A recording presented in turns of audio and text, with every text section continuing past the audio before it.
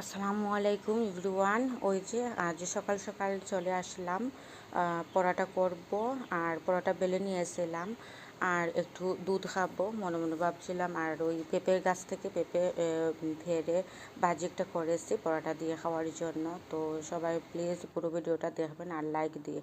আর আমার মা কিন্তু গিয়েছিলেন সৌদি আরবে, আর কি কি আমার জন্য ভালোবাসা নিয়ে এসেছেন আজ শেয়ার করব আপনাদের সাথে, ইনশাল্লাহ পুরোটাই সাথে থাকবেন। তো আমাদের বোনের কাছে পৌঁছে দিয়েছিলেন এই ব্যাগগুলো, তো আপনাদের সাথে শেয়ার করছিলাম বার করে। তো ওই যে আমার জন্য হিসাব নিয়ে এসেছিলেন আমার মা। এটা কিন্তু বাংলাদেশেও পাওয়া যায় এই হিসাব, আরও সুন্দর। আর তারপরেও নিয়ে এসেছেন আমাদের জন্য। আর ওই যে আমার জন্য তাসবি নিয়ে এসেছেন, খুবই সুন্দর তাসবি। যদিও আমার তাসবি অনেকগুলোই আছে, তারপরেও নিয়ে এসেছেন আমার জন্য তাসবি। আর আমার মেয়ের জন্য সব থেকে ইম্পর্টেন্ট হচ্ছে আমার মেয়ে অনেক খুশি হয়েছিল তাসবি দেখে। ও কিন্তু আবার এতটাই উৎসাহ হয়েছিল যে তাসবি দেখে ও পড়ছিল, তাসবি পাঠ করছিল। যাই হোক, আমার মনে হয় বাচ্চাদের কিন্তু এরকম গিফট দেওয়াই উচিত। তারা উৎসাহ হয়ে কিন্তু মানে বেশি ইসলামের দিকে মনোযোগ সহ মানে থাকে। আর ওই তো আমার জন্য নিয়ে এসেছেন একটি জায়নামাজ।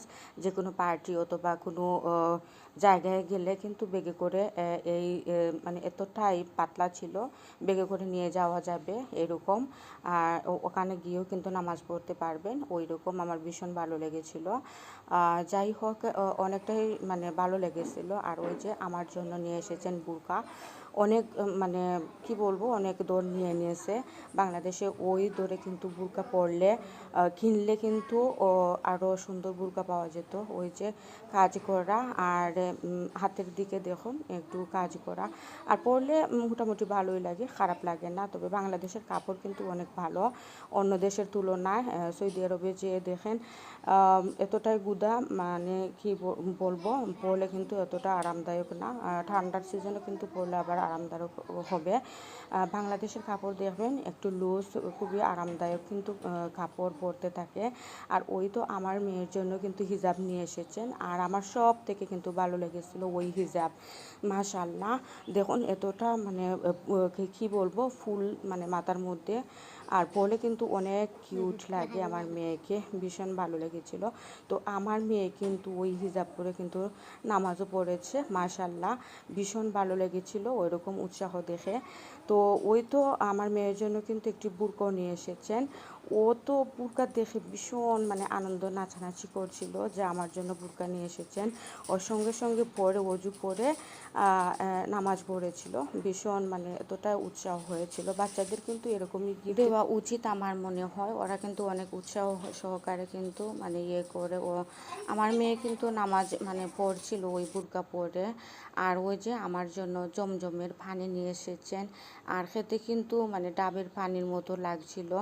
তো এক্সট্রা করে আমার মা আমার জন্য নিয়ে এসেছিলেন ওই জমজমের পানি। মানে কি বলবো, এতগুলো নিয়ে এসেছেন কাঁচা কাঁচা কি বলে ওইটাকে, কাঁচা খেজুর। হ্যাঁ, কাঁচা খেজুর নিয়ে এসেছেন। আমার জীবনের ফার্স্টে কিন্তু আমি কাঁচা খেজুর খেয়েছি, ভীষণ ভালো লেগেছিল। আর ওই যে এতটাই মানে লোভনীয় ছিল, এতটাই আগ্রহ ছিলাম যে খেতে ভীষণ ভালো লেগেছিল। আর ওই যে আমার মেয়ের জন্য কিন্তু অনেকটাই চকলেট নিয়ে এসেছেন, এতটাই মজার চকলেট ছিল, আমিও খেয়েছি, দারুণ লেগেছিল।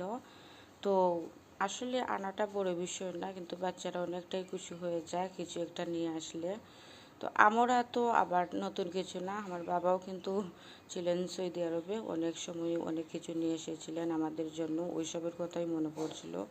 আর সব থেকে ভীষণ খুশি হয়েছিলাম এই কুরআন শরীফ আমার জন্য নিয়ে আসার জন্য, বেশ ভালো লেগেছিল। সেদিন বাজারে গিয়েছিলাম, তো পেঁপের মূল্য জিজ্ঞেস করছিলাম, ওনারা বলেছিলেন যে 50 টাকা কেজি। মাসাল্লাহ, আমার আর পেঁপে কেনা লাগে না। ওই যে আমার একটি গাছ আছে, এত রহমত মানে এসেছে আমার গাছে, আমার আল্লাহ পাক দিয়েছেন এতটাই রহমত, আমার পেঁপে কেনার লাগে না। এতটাই সুন্দর হয়ে মানে অনেকটাই খেয়েছি আমরা। আর এই তো ময়ূরম ফুল আমার মা নিয়ে এসেছেন, 3টি ফুল ময়ূরম ফুল। তো উনি নিয়ে এসে আমাকে দিচ্ছেন একটি, যে আমার নাকি ভবিষ্যতে কাজে লাগবে। আমি জানি না যে এই ময়ূরম ফুল দিয়ে কি ভবিষ্যতে কাজে লাগে।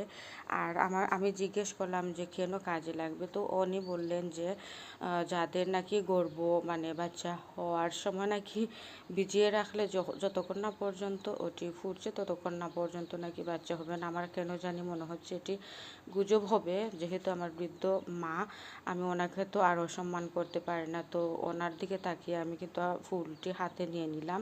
আপনাদের কেউ যদি কিছু এ বিষয়ে জানেন তাহলে শেয়ার করতে পারেন, কমেন্ট করতে পারেন আমাকে।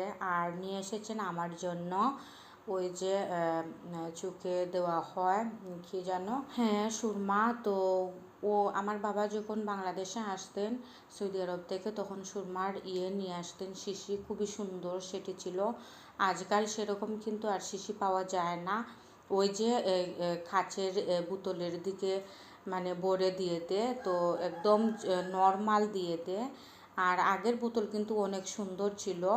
তো যাই হোক, দিন দিন পরিবর্তন আসে মানুষের মধ্যে। আর ওই যে ছুরি নিয়ে এসেছেন, আমি ছুরি কিন্তু আমার অনেক ভিডিওতেই দেখবেন, আমার আসলে ছুরি সাজগুজ করা এত পছন্দ না, আমি সিম্পলি চলাফেরা করি। তো আমার মা আমার জন্য ছুরি নিয়ে এসেছেন, অনেক সুন্দর, কিন্তু আমি ছুরি পরি না, তারপরও আমাকে দিয়েছেন জোর করে যে আমি ছুরি নেব।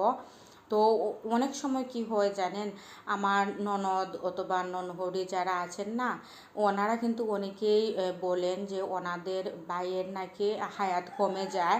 তো আমাকে মাঝে মধ্যে ওনাদের সামনে পড়তে হয়, মানে লুক দেখানোর জন্য। আমি জানি না কতটুকু সত্যি, যেটা বিশ্বাস করে, আসলে আমি ওই সব বিশ্বাস করি না। আমি ইসলামের দৃষ্টিতে আমি জানি যে ছুরি না পড়লেও কোনো সমস্যা নেই।